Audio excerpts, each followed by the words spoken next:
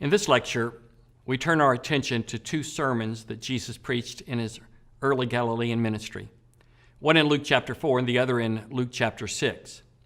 The first one is his programmatic sermon at Nazareth in Luke chapter 4, and then the one in Luke chapter 6 is Jesus' sermon on the plain, which is paralleled in Matthew's Sermon on the Mount, Matthew chapters 5 through 7. I think that what Luke has done in this programmatic sermon at Nazareth is that he has moved it forward to make it the beginning of Jesus' ministry and as a lens through which we can see the rest of Jesus' ministry. I think it's paralleled in Mark chapter 6, verses 1 through 6a, only what Luke does is he expands it and he gives us more information about why they ran him out of Nazareth. It was because of what he said in that sermon. And the reason I think they've moved it forward, that Luke has moved it forward, is that Luke is going to record the words of Jesus, and Jesus is going to say to them, "You want me to do here what you heard I did at Capernaum." And yet, Jesus has not yet been to Capernaum in Luke's gospel.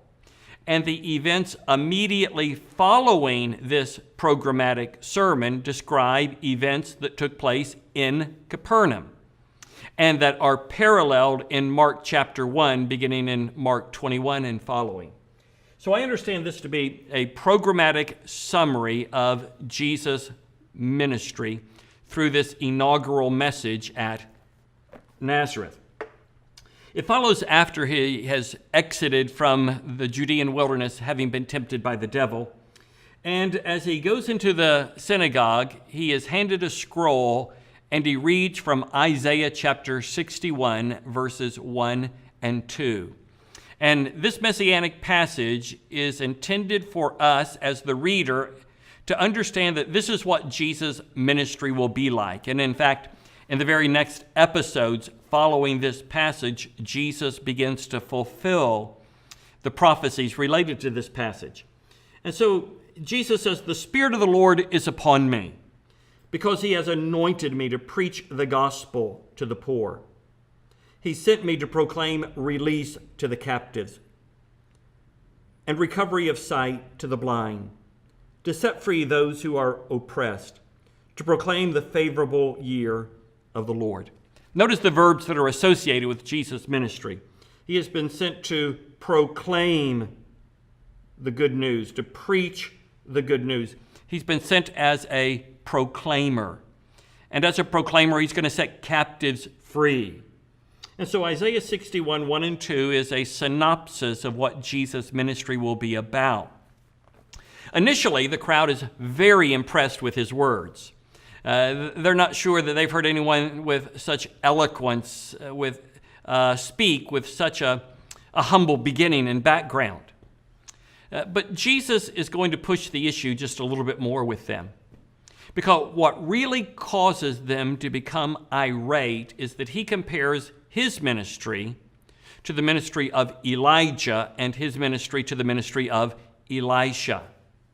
The ministry of Elijah, the point that he makes about Elijah is that with all of the widows in Israel during the day of a famine, Elijah went to the widow of Zarephath, a traditional enemy of Israel.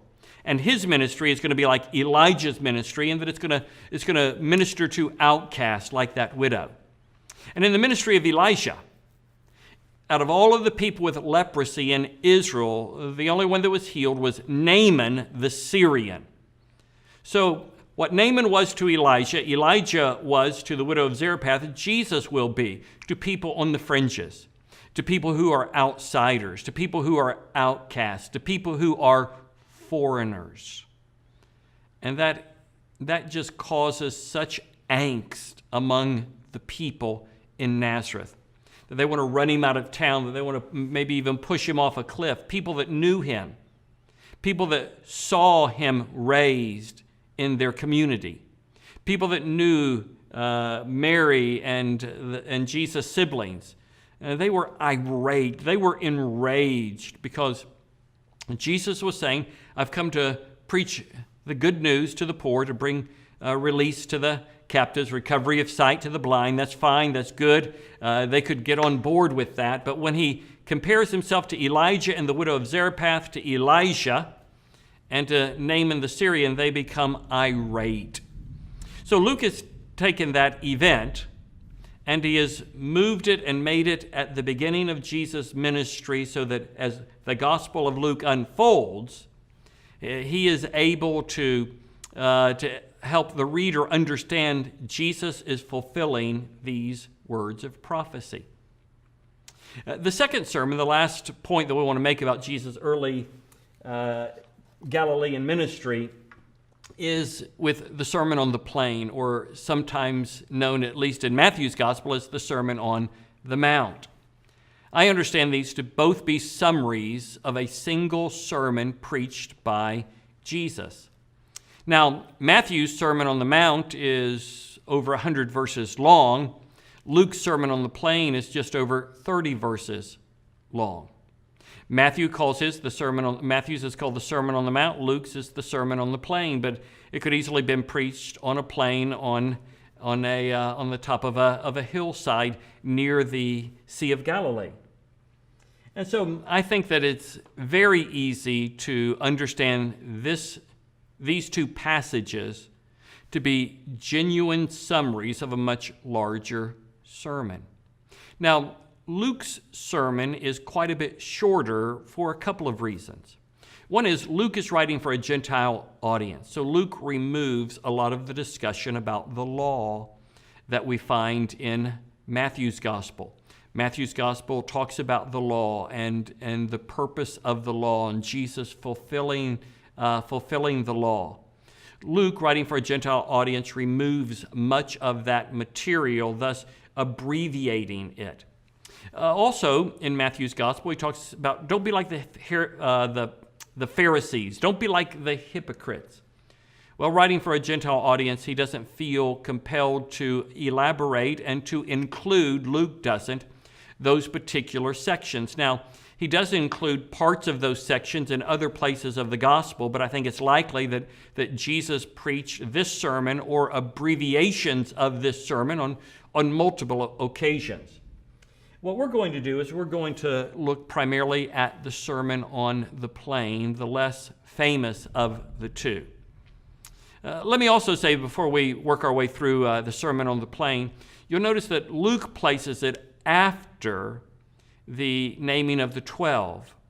And after the choosing of the 12, Luke wants us to understand this is how disciples live. These are the choices disciples make. In Matthew's Gospel, chapters 5, 6, and 7, the Sermon on the Mount, fit in with chapters 8 and 9, which are a series of miracle stories. And if you go back to Matthew chapter 4, verses 23 through 25, particularly verse 23, you'll see there that he says that Jesus went through all the districts of Galilee preaching in their synagogues and healing every kind of disease and sickness.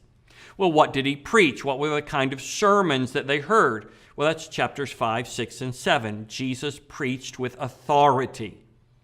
And then in chapters 8 and 9 in Matthew's Gospel, the latter part of verse 23, healing every kind of disease and sickness among the people, he brings together a series of miracle stories that are intended to illustrate for the reader the kinds of miracles that Jesus was performing as he went throughout Galilee.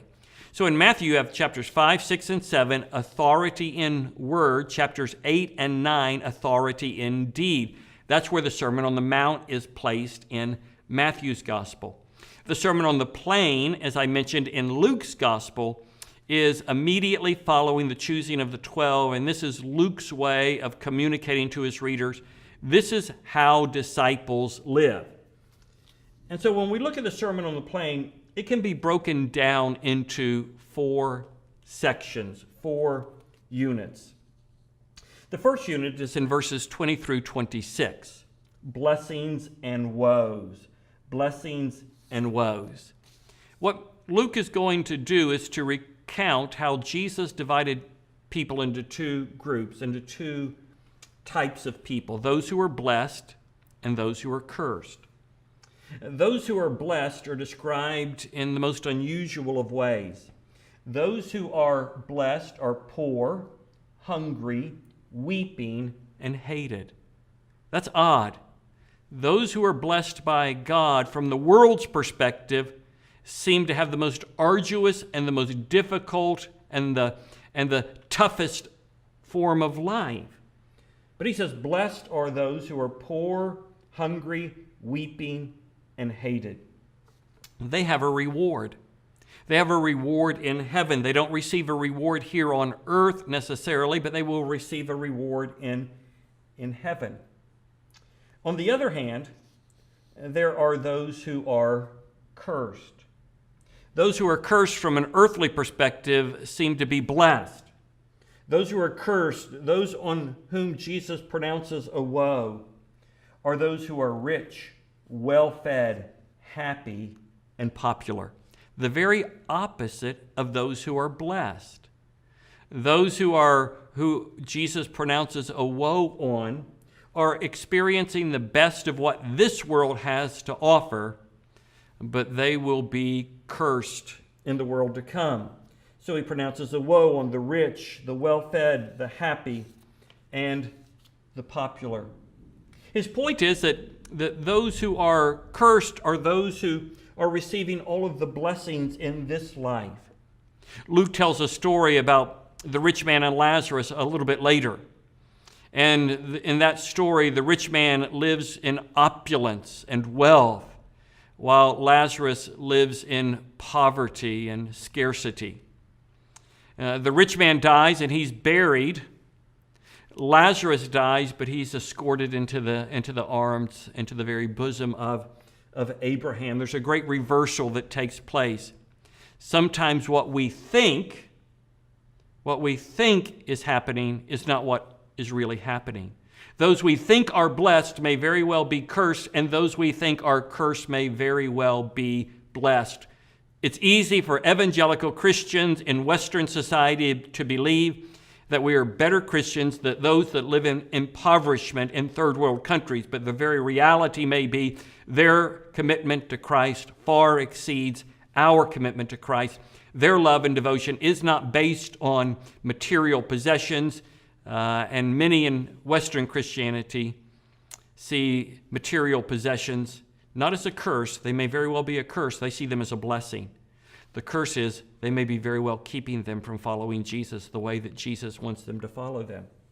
So there's blessing and curse. In the very center of the sermon, in verses 27 through 36, we see love of enemies, which doesn't make any sense to us at all. We are to love our enemies. The thinking of Jesus is counterintuitive. The kingdom is counterintuitive. Love your enemies. And in fact, in 27 through 36, he tells us the actions of love. He says, do good, bless, pray, and lend. Listen to those four again. He says, do good to those who are your enemies. Bless those who are your enemies. Pray for those who are your enemies. Lend to those who are your enemies, not expecting anything in return. That sounds like being a doormat, but what Jesus says, that's humility. That's godliness. That's doing what the world cannot bring itself to do. Let me repeat them one more time. He says, bless those who speak ill of you. Pray for those who mistreat you. Do good to them and lend to them. And so we see the actions of love. Well, what about the nature of love? The nature of love is that it is non-retaliatory and generous. The nature of love is non-retaliatory and generous. That is, you don't find the people of God, the children of God, followers of Jesus, retaliating. And instead you find them being very, very generous people. They may not have a lot, but they demonstrate generosity by what they give. And so we see the actions of love, we see the nature of love, but what about the quality of love? What about the quality of love? A disciple's love is to be of a higher quality than worldly love. It's to be of a higher quality than a sinner's love. Even sinners lend expecting something in return. Even sinners will do good to those who do good to them. The quality of God's love far exceeds worldly love. In fact, it's like God's love, who is good to the righteous and the unrighteous. He sends his rain on the righteous and the unrighteous. He gives health to the righteous and the unrighteous. And so the quality of our love is to be a godlike quality. And so we are to be a different kind of people. We're to love our enemies. The third section is we should not judge others in verses 37 through 45. We should not judge others. Now, what he means by judging others is that we shouldn't be overly fault-finding, nitpicky, hypercritical, maximalizing a person's weaknesses, minimalizing a person's strengths. It doesn't mean that we let anything go, but we're not like the Pharisees. We're not like the religious establishment. We're not like those who look at others with disdain and we feel ourselves better than them. And so when Jesus says do not judge, he's not saying that we should not say right is right and wrong is wrong and that some actions are sinful and inappropriate or that those outside of Christ will not be eternally judged. When he says do not judge, that's not what he means at all. He means don't point a speck out in your brother's eye when there's a log in your own eye. Now, there is a time to take a speck out of a brother's eye, but when we have a generous disposition, when we demonstrate ourselves as a loving person who reflects the love of Christ, when we take the speck out of a person's eye, they know that we do it out of love and not condescension. And so when we judge others while we ourselves have significant sin, or we ourselves don't take account of our own sin, we are judging others, and we're going to fall into a trap. That's why he says you've got to be careful about the people you model your ministry after, the people that you allow to disciple you and mentor you. If they are nitpicky, fault-finding, hypercritical kinds of people, you will become that person too. They will fall into a ditch and you will go into that ditch as well. And so he says, make sure that you do not judge others. So there's an appropriate form of judgment and an inappropriate form of judgment. And then the final point that he makes in the Sermon on the Plain is a call to obedience. It's exactly the same way that the Sermon on the Mount concludes. As Jesus culminates this teaching and his disciples hear it and we read it or we hear it being taught and read or we read it ourselves, there's a call to obedience. And there's only two responses, to obey or disobey, to demonstrate wisdom in obedience or foolishness in disobedience. Now, the choice that we make won't exempt us from the storms of life. There'll be storms that come against us. Whether we're wise or foolish, wise people will get cancer and foolish people will get cancer. Wise people will have terrible tragedies happen to them. Foolish people will have terrible tragedies happen to them. But the wise person is the person who lives in obedience. He hears the word of God and puts it into practice. He hears the word of God and obeys it. And he establishes a foundation by the grace of God that when the winds of life come and when the storms of life come and when the tidal waves of life come, the person whose life is built on the rock, the person who has heard the word of God and obeys it, well, that's the person who will not be overwhelmed by life's tragedies. But the person who hears but doesn't obey, the person that attends church but doesn't obey, the person who knows the Bible but doesn't live the Bible, the person who makes a profession of faith but doesn't have a heart for Christ, that person's life will experience absolute devastation and their life will not stand. Their house will be destroyed. And so in this final lecture, we've seen two sermons. We've seen the Nazareth sermon, and we've seen the Sermon on the Plain / Sermon on the Mount. The Nazareth sermon is a passage that was moved forward is paralleled in Mark 6, 1 through 6a. We know that it's moved forward because Jesus says, you're going to ask me to do here what I did in Capernaum, but Jesus has never been in Capernaum. But Luke places it first because he wants us to read the rest of his gospel through that lens, understanding that what Jesus does is fulfilling Isaiah 61, 1 and 2, and that we should not be surprised when we are opposed or opposition arises, just like it did in Nazareth for Jesus.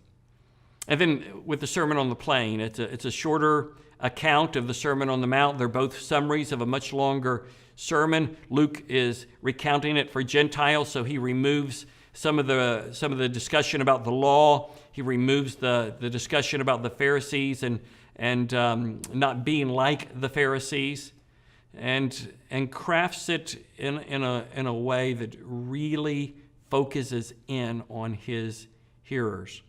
And he places it, as I mentioned, right after the choosing of the 12. So as we read Luke's Sermon on the Plain, what we're hearing is how Jesus wants a disciple to live. And it's a powerful passage indeed.